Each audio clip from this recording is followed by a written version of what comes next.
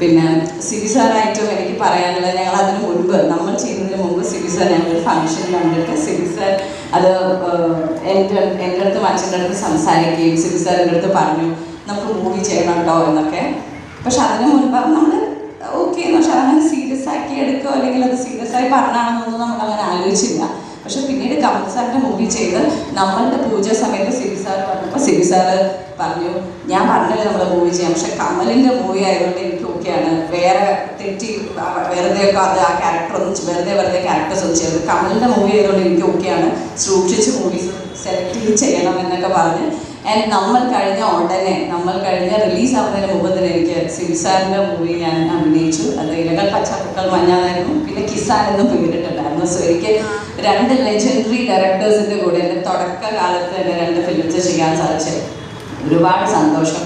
പിന്നെ നേരത്തെ സിബി സാർ പറഞ്ഞ പോലെ തന്നെ ആഷിനി, അതുപോലെ സൗബിൻ ചേട്ടൻ, ഷൈൻ ചേട്ടൻ്റെയൊക്കെ ഒരു വളർച്ച നേരിട്ട് കാണാൻ സാധിച്ച ഒരാളാണ് ഞാൻ. സൗബിൻ ചേട്ടൻ ക്രോണിക് ബാച്ചിലർ അസിസ്റ്റന്റ് ഡയറക്ടർ ആയിരുന്നു, പിന്നെ ഷൈൻ ചേട്ടൻ നമ്മൾ അസിസ്റ്റന്റ് ഡയറക്ടർ ആയിരുന്നു, ആഷിനി നമ്മൾ സ്വപ്നങ്ങളൊക്കെ അസിസ്റ്റന്റ് ഡയറക്ടേഴ്സ് ആയിരുന്നു.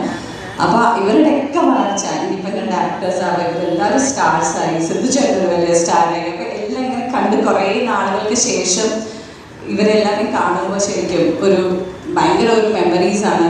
ഈവൻ വേണു ചേട്ടൻ, സാലി ചേട്ടനെങ്കിൽ ഞാൻ ഒരുപാട് കാലത്തിന് ശേഷം കാണുകയാണ്. ഭാഗ്യലക്ഷ്മി സിനിമ ഞാൻ ഇടയ്ക്കിടയ്ക്ക് കാണുന്നുണ്ട്.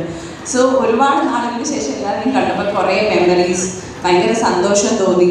എനിക്ക് തോന്നുന്നു നമ്മൾ കുറേ നാളുകൾക്ക് ശേഷം എത്ര ഫിലിംസ് ചെയ്തു അല്ലെങ്കിൽ അത് എത്ര ഫിലിം സക്സസ് ആയി എന്നുള്ളതിനൊക്കെ ഉപരി എത്രയും നല്ല മെമ്മറീസ് മാത്രമേ നമുക്ക് ഉണ്ടാവുള്ളൂ.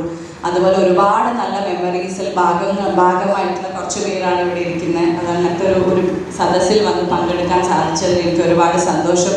ആൻഡ് കമൽ സാറിൻ്റെ ഈ ഒരു ജേർണി മലയാള സിനിമ ഇഷ്ടപ്പെടുന്ന ഒരുവിധ എല്ലാ പ്രേക്ഷകർക്കും ഏറ്റവും മോസ്റ്റ് ഫേവറേറ്റ് മലയാളം ഒരു 10 സിനിമകൾ എടുക്കാൻ പറഞ്ഞിട്ടുണ്ടെങ്കിൽ എനിക്ക് അതിൽ 1 or 2 ഫിലിംസ് ഡെഫിനറ്റ്ലി കമൽ സാറിൻ്റേതായിരിക്കും, ആൻഡ് ഓഫ് കോഴ്സ് സിബി സാറിൻ്റേതായിരിക്കും. സോ അങ്ങനെ ഒരു ലെജൻഡറി ഡയറക്ടറിൻ്റെ കൂടെ ഈ ഇൻഡസ്ട്രിയിൽ വരാൻ സാധിച്ചു എന്നുള്ളത് എനിക്ക് ഭയങ്കര പ്രൗഡായിട്ടുള്ളൊരു മൊമെൻ്റാണ്. കമൽ സാർ ആദ്യം തന്നെ ഞാനിത് ഒരിക്കലും പറഞ്ഞിട്ടില്ല, നമ്മൾ എന്ന ഫിലിമിനെ സെലക്ട് ചെയ്തതിന് ഒരുപാട് നന്ദി.